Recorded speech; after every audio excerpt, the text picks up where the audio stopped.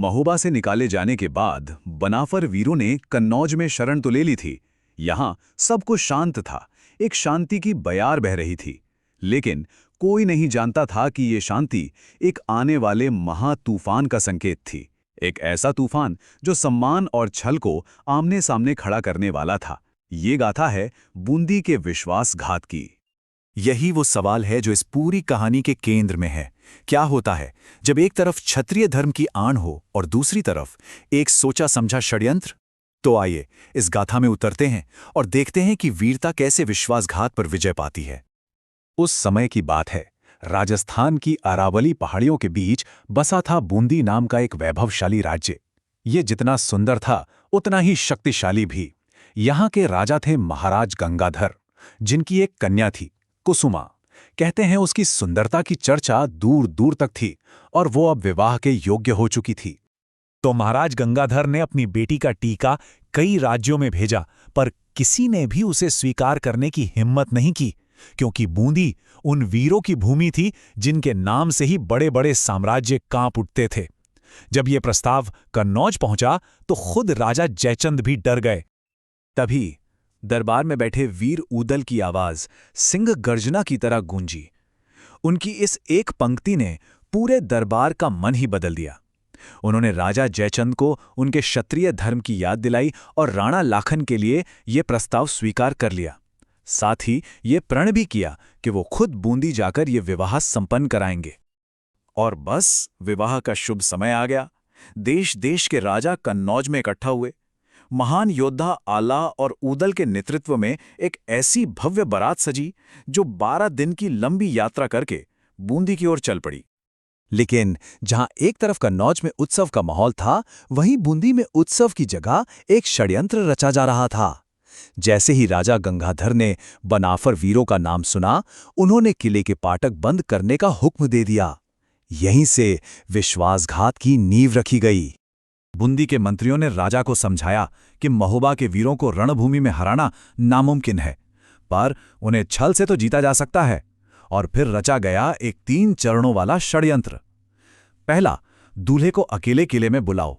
दूसरा, प्रमुख वीरों को मंडप में इकट्ठा करो और आखिर में उन्हें निहत्था करके बंदी बना लो। और हुआ भी ठीक वैसा ही। षड्यंत्र के मुताबिक ऊदल और लाखन को कुछ ही साथियों के साथ किले के अंदर बुलाया गया। छल से उनके हथियार पहले ही बाहर रखवा लिए गए थे और जैसे ही वो अंदर पहुंचे, छिपे हुए सैनिकों ने उन पर हमला कर दिया। निहत्थे होने के कारण वो महान वीर चाहकर भी कुछ नहीं कर सके। उन्हें बंदी बना लिया गया। अब जैसे ही बाहर इंतजार कर रही बारात तक ये खबर पहुंची कि उनके वीरों को धोखे से बंदी बना लिया गया है, तो समझिए कि उनकी आंखों में खून उतर आया। क्रोध की ज्वाला ऐसी भड़की कि देखते ही देखते विवाह का उत्सव एक भयंकर युद्ध के मैदान में बदल गया। युद्ध का पहला दिन कन्नौज के लिए किसी विनाश से कम नहीं था। जब शाम हुई और लड़ाई रुकी तो विनाश का मंजर साफ दिख रहा था। कन्नौज की आधी से ज्यादा सेना मारी जा चुकी थी। इस महाविनाश को देखकर राजा जयचंद का दिल दहल गया और उनका साहस टूट गया। उन्होंने तुरंत कन्नौज वापस लौटने का आदेश दे दिया। लेकिन आल्हा ने पीछे हटने से साफ इनकार कर दिया। उन्होंने जयचंद को समझाया कि सम्मान के बिना लौटना मौत से भी बदतर है। उन्होंने सबको वहीं रोका और तुरंत महोबा में अपने भाई प्रतापी मलखान को मदद के लिए संदेश भेजा। और फिर हुआ प्रतापी मलखान का आगमन। उनके आते ही युद्ध का पूरा रुख ही बदल गया। अब ये सिर्फ एक लड़ाई नहीं थी, बल्कि ये विश्वासघात का प्रतिशोध था। मलखान ने आते ही ऐसा जबरदस्त हमला किया कि धरती कांप उठी। उन्होंने सुरंगें खोदकर बारूद से किले की दीवारों को ही उड़ा दिया।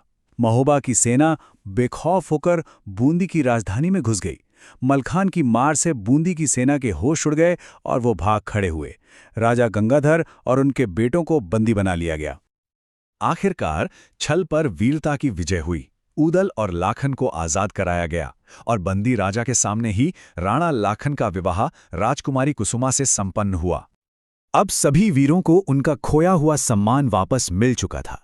विवाह पूरा होने के बाद पूरी बारात जीत के जश्न के साथ कन्नौज की ओर लौट पड़ी।